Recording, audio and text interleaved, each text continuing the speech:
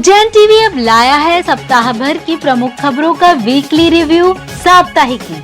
देखिए शनिवार शाम से रविवार शाम तक समाचारों की बात। सप्ताह भर की प्रमुख खबरें साप्ताहिकी में केवल उज्जैन टीवी पर।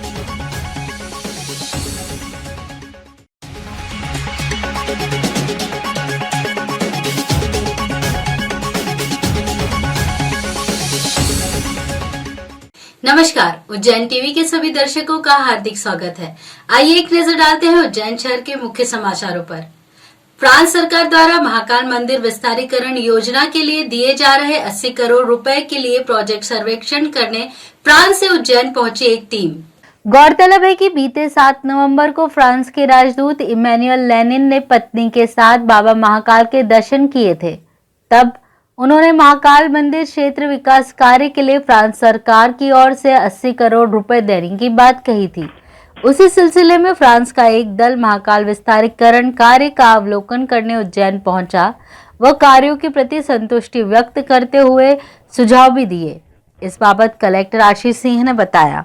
देखिए, आपको जैसा पता है कि फ्रांस के द्वारा एक सिटीज प्रोजेक्ट जिसमें 80 करोड़ रुपए फ्रांस सरकार के द्वारा दिए जा रहे हैं, जिसके तहत जो हमारे महाकाल विस्तारीकरण के प्रोजेक्ट चल रहे हैं, जिसमें रुद्र सागर का विकास है, जिसमें महाराजवाड़ा जो नई बिल्डिंग है उसका रेनोवेशन और हेरिटेज धर्मशाला के रूप में विकास है, और इसके अलावा जो उर्दू स्कूल वाला मैदान है उसका विकास है, वो पूरी फंडिंग इस प्रोजेक्ट के द्वारा करी जा रही है।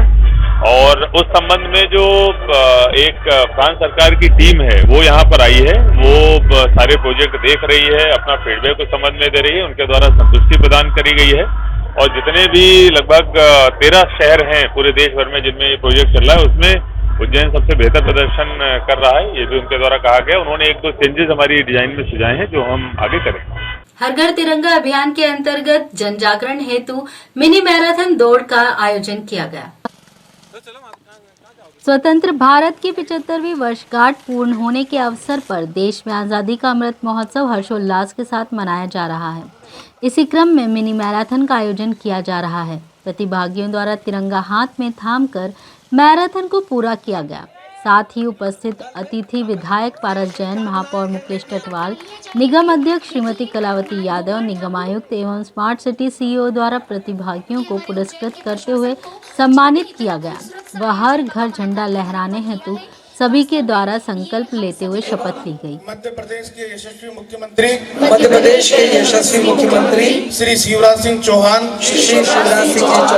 के आह्वान के अनुसार दिनांक 13 अगस्त से 15 अगस्त 2022 तक अपने घर अपने कार्यालय में अपना राष्ट्रीय ध्वज तिरंगा लहराऊंगा एवं जागरूक नागरिक की तरह अपने देश की तरक्की में अपना योगदान दूंगा। युद्ध के दौरान यूक्रेन से पढ़ाई छोड़कर शहर लौटे छात्र छात्राओं का भविष्य अब अधर में है, जिन्होंने प्रेस वार्ता कर अपनी बात रखते हुए कहा। मेडिकल छात्रों की आगे की पढ़ाई पर नेशनल मेडिकल कमीशन (NMC) द्वारा आज दिनांक तक कोई निर्णय नहीं लिया गया है।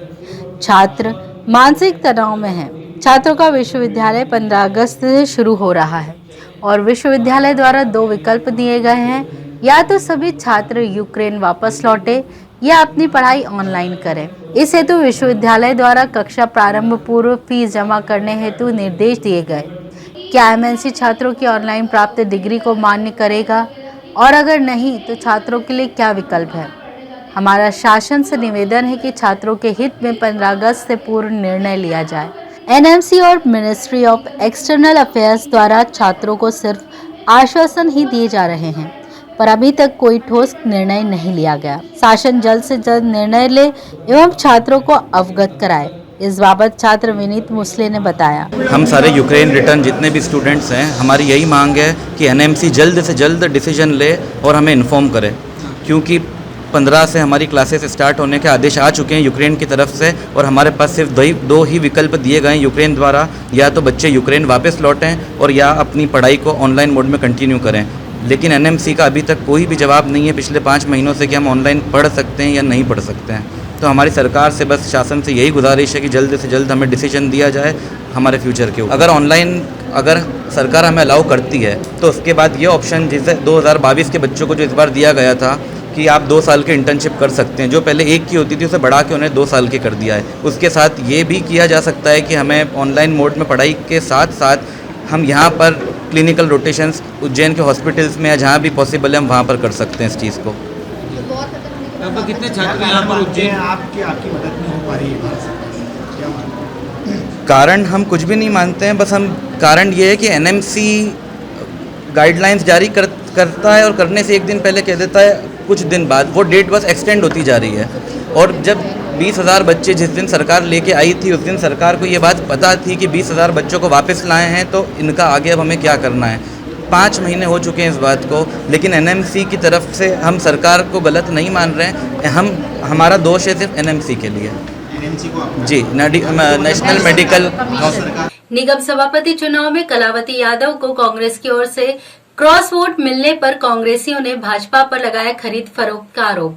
दरअसल 6 अगस्त को नगर निगम सभापति के लिए हुए चुनावों में भाजपा पार्षद कलावती यादव को 54 पार्षद और महापौर सहित 55 में से 39 वोट मिले थे, जिसमें 1 वोट कांग्रेस की ओर से क्रॉस होना पाया गया। इस पर वहां मौजूद कांग्रेस अध्यक्ष रवि भदौरिया और कांग्रेस के वरिष्ठ पार्षद रवि राय ने भाजपा के खिलाफ आरोपों की झड़ी लगाते हुए इसे खरीद फरोख्त का मामला बताया। ये भारतीय जनता पार्टी की सरकार है, खरीद फरोख्त की सरकार है। जब ये सांसद खरीद सकते हैं, विधायक खरीद सकते हैं, तो पार्षद को भी खरीदते होंगे। भाई आज जो स्थिति देखने में आई, मैं सुबह से यहाँ इसीलिए बैठा था कि हमारे पार्षदों पे काफी दबाव था, कई पार्षदों पे दबाव था। वो तो क्या है कि जो भी हुआ एक ही वोट का हुआ, हो सकता है और भी पार्षदों पे दबाव बना रहे हो, खरीदने की कोशिश कर रहे हो, ये तो खरीद फरोख्त करते हैं। उस पर कार्रवाई होगी, उसकी समीक्षा की जा रही है, बैठक होगी उसकी, अगर पता पड़ता है तो उसके ऊपर कार्रवाई की जाएगी। पर पिछले लगभग 3 दिनों से हमारे पार्टी के पार्षदों को कहा जा रहा था कि चुनाव तो निर्विरोध होगा, आप हमारी साइड हो, आप हमारी तरफ हाँ करें। शुरू से भारतीय जनता पार्टी में इतना कला था इस अध्यक्ष पद के निर्वाचन को लेकर के अनेक उम्मीदवार था। कोई कहता था शहर में कि मैं प्रदेश अध्यक्ष का उम्मीदवार हूँ, कोई कहता था मैं ब्राह्मण समाज का प्रतिनिधित्व करता हूँ, सारे ब्राह्मण मेरे को वोट देने वाले। तो अनेक मतलब कहते हैं ना कि 1 अनार और 100 बीमार। जब बहुमत उनके पास ज़्यादा था तो पार्टी में, भारतीय जनता पार्टी में 4 पार्षद नगर निगम अध्यक्ष बनना चाहते थे। तो उनको भय था कि यार हमारे क्रॉस वोटिंग होगी, हमारे आपस में झगड़ा हो जाएगा। तो पूरा भाजपा का संगठन, सब लोग मिलकर यूनाइट इकट्ठे हो रहे थे वहां पर। प्रधानमंत्री आवास योजना के रुपए घर से चुराने के बाद शिकायत करने पर आरोपियों ने वृद्ध पुजारी के साथ की मारपीट। दरअसल अर्जुन सिंह पवार पिता लक्ष्मण सिंह उम्र 50 वर्ष थाना नरवर अंतर्गत ग्राम हरन्या खेड़ी में देवी मंदिर के पुजारी हैं।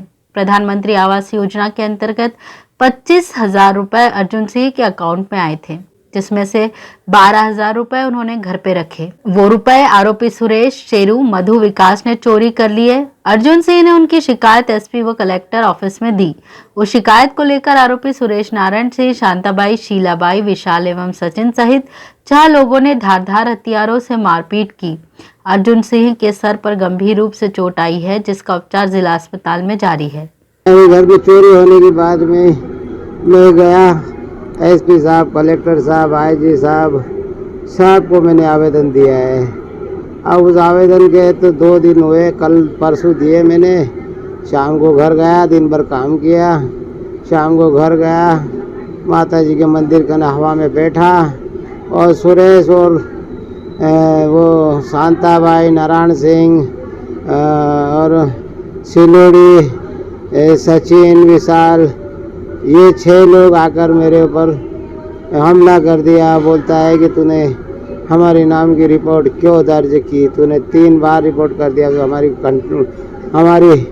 गवर्नमेंट तेरी हमारा बाल उखाड़ लेगा। रेलवे के रिटायर्ड सुपरवाइजर की शिप्रा नदी में नहाने के दौरान डूबने से हुई मौत। डूबते हुए बनाया गया वीडियो हुआ वायरल। शिप्रा नदी के भूखी माता घाट पर एक व्यक्ति का डूबते हुए वीडियो वायरल हो गया।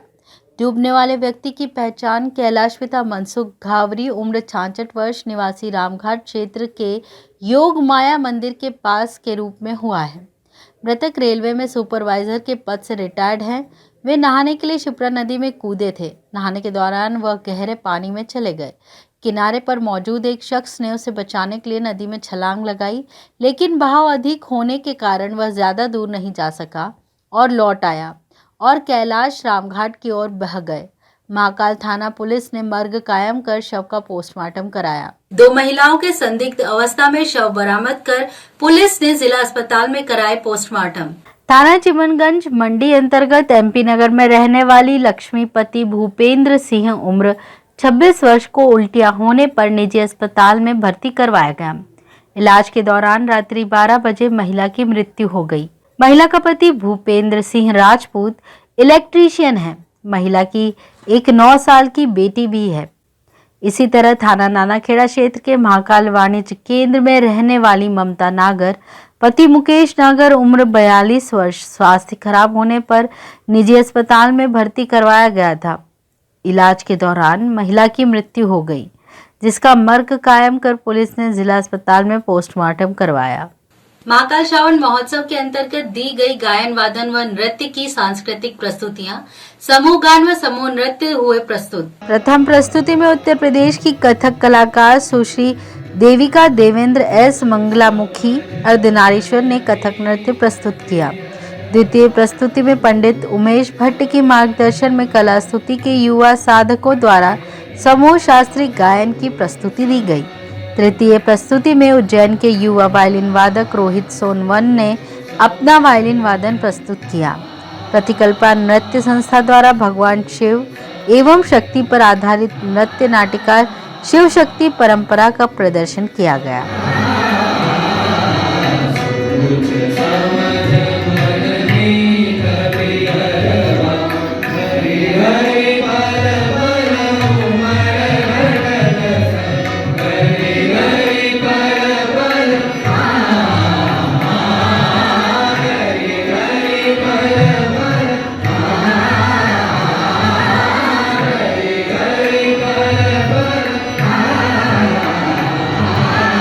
तो ये थे उज्जैन शहर के मुख्य समाचार। ऐसे ही ताजा खबरों के लिए देखते रहिए उज्जैन टीवी। उज्जैन टीवी का यूट्यूब चैनल लाइक और सब्सक्राइब करना ना भूलें। नमस्कार।